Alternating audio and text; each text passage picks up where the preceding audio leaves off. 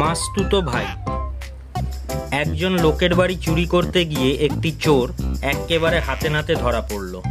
গৃহকর্তা গোপাল জেগেই ছিল, তাই সে চোরকে হাতে নাতে ধরতে পারল।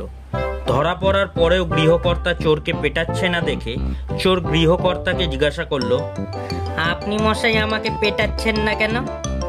গৃহকর্তা চোরের হাতে একটি বিড়ি দিয়ে বলল, তোমায় পেটাবো কেন?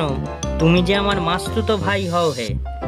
চোর তো অবাক, সে বলল, কি বলছেন? আমার কোনো মাসি তো নেই, মাসতুতো ভাই থাকবে কি করে? গৃহকর্তা গোপাল মুচকি হেসে বলল, তুমিও চোর, আমিও চোর। আমি একটু পরেই শীতকাঠি নিয়ে চুরি করতে বেরোতুম। আমরা হলুম গে চোরে চোরে মাসতুতো ভাই।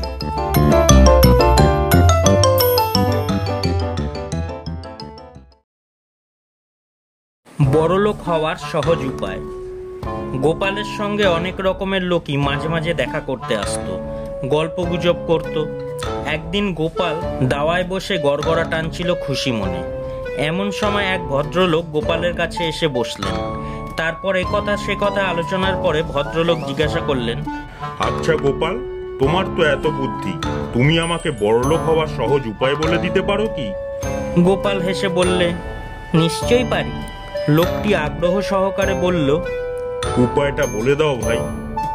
গোপাল বলল, আপনি যদি 2 মাসের মধ্যে বড়লোক হওয়ার সহজ উপায় বলে দেওয়ার প্রতিশ্রুতি দিয়ে সকলের কাছ থেকে 10টি করে টাকা আদায় করতে পারেন, তাহলে আপনি বিনা পুঁজিতে অতি সহজে বড়লোক হয়ে যেতে পারেন।